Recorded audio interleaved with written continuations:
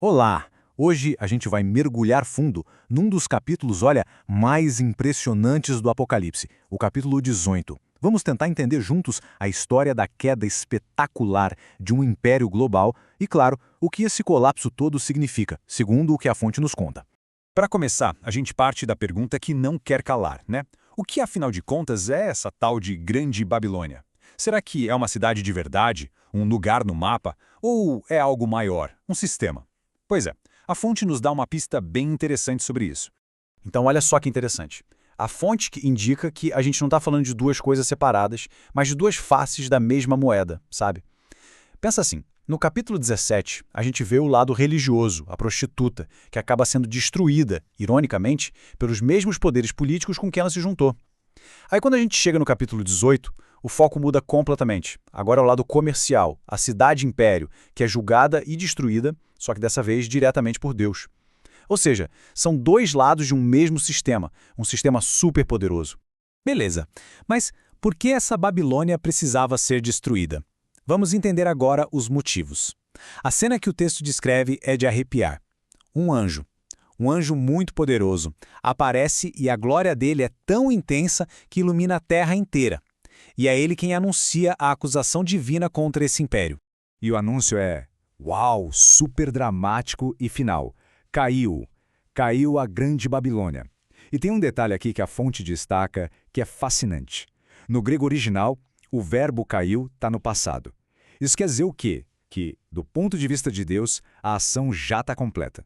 Para quem está no céu, a queda dela não é algo que vai acontecer. Não, já aconteceu. É um fato consumado.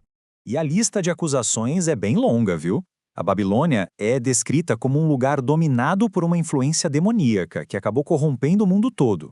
Essa prostituição que o texto fala não é só no sentido espiritual, não. É também econômica. Ela seduziu as nações com prazer, com poder, e deixou os comerciantes podres de ricos com um luxo sem limite nenhum.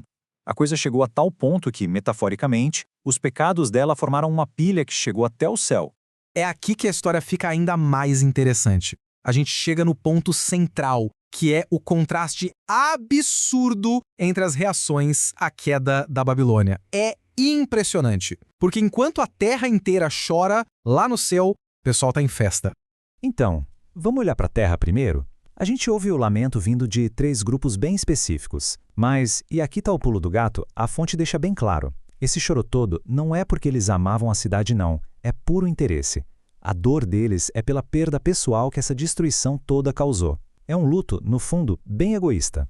Para a gente ter uma ideia do tamanho da dor dos comerciantes, a fonte nos dá uma lista do que eles perderam, do que não podiam mais vender. E que lista! É praticamente um catálogo de tudo o que existe de mais luxuoso no mundo.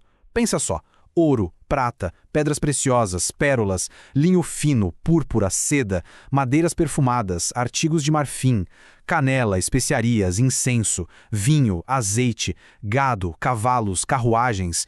A lista parece não ter fim e desenha um cenário de uma riqueza que a gente mal consegue imaginar. Só que o último item dessa lista, esse é o mais chocante de todos. O último item da lista, o mais valioso e o mais terrível de todos. Corpos e almas de seres humanos. É isso mesmo. A fonte destaca que esse ponto aqui revela o quão fundo ia a depravação da Babilônia. Chegou num nível em que a própria vida humana virou só mais uma mercadoria, algo para ser comprado e vendido em nome do lucro. E o lamento deles resume tudo, né? Eles gritam, ai, ai, da grande cidade, pois em uma só hora tamanha riqueza foi arruinada. Tá vendo? A dor não é pela cidade, pelas pessoas. É pelo dinheiro, pela riqueza que sumiu assim, num piscar de olhos. Em uma hora só, todo aquele sistema comercial que fazia eles ricos simplesmente ruiu. Agora corta para o céu. E a reação é o extremo oposto. Uma voz de lá de cima ordena uma festa. Celebrem por causa dela, ó céus. Para os santos, os apóstolos, os profetas, o mesmo evento que está causando desespero total na terra é motivo de pura alegria. Por quê? Porque finalmente a justiça divina chegou, vingando toda a perseguição que eles sofreram. Então, a gente tem essa divisão bem clara, né? De um lado, na Terra, tá todo mundo de luto, mas um luto egoísta. Cada grupo chora pelo que perdeu. Os reis perderam os prazeres e o poder. Os comerciantes perderam a fonte de lucro deles. Os marinheiros perderam todo o comércio marítimo. Agora, do outro lado, no céu, a história é completamente diferente. É pura celebração. Os santos, os apóstolos, os profetas, eles comemoram porque estão testemunhando a justiça divina em ação. Eles celebram o fim do sistema que os oprimiu. Ok, mas quando definitiva é essa destruição? Será que tem volta? A narrativa deixa bem claro que não. A gente vai ver agora como o texto ilustra que esse julgamento é absoluto. É irreversível. Não é uma queda temporária, não. É o fim da linha, para sempre. Para mostrar que não tem mais volta, a fonte usa uma imagem muito, muito forte. Imagina a cena. Um anjo poderoso pega uma pedra, mas não é uma pedrinha, é uma rocha, do tamanho de uma grande pedra de moinho. Aí ele joga essa pedra com toda a força no mar. E enquanto a pedra afunda, ele declara que a Babilônia vai ser lançada com a mesma violência. E a parte final é a mais impactante, para nunca mais ser encontrada. Assim como a pedra some no fundo do oceano, a cidade vai simplesmente desaparecer, apagada da existência. E essa destruição é tão completa que o texto descreve de uma forma quase poética. Não é só a economia que acaba, entende? São os sons da vida cotidiana que são silenciados. A música dos artistas nunca mais será ouvida. O barulho dos artesãos trabalhando, silêncio. O som do moinho moendo grão, acabou. A luz de uma lâmpada numa casa não vai mais brilhar. A voz dos noivos numa festa de casamento, nunca mais. Tudo, absolutamente tudo que representa a vida, se apaga. O que sobra, só o silêncio. Mas olha, essa destruição toda da Babilônia não é só um ponto final na história.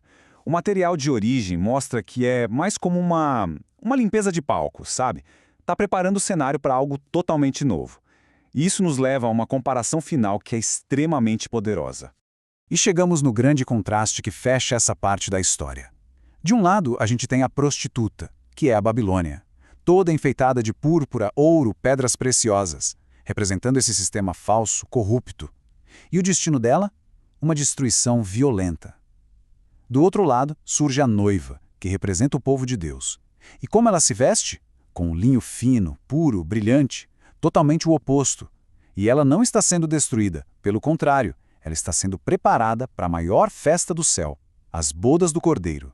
Então, para fechar, fica aqui uma reflexão. O texto não está falando só sobre destruição, né? Fala também sobre preparação. A queda de um sistema opressor abre caminho para algo novo, algo puro. E isso faz a gente pensar. Será que os grandes finais, seja na história do mundo ou até nas nossas próprias vidas, não são na verdade só o jeito do universo se preparar para um novo começo? Fica aí a pergunta. Valeu por acompanhar a gente nessa análise.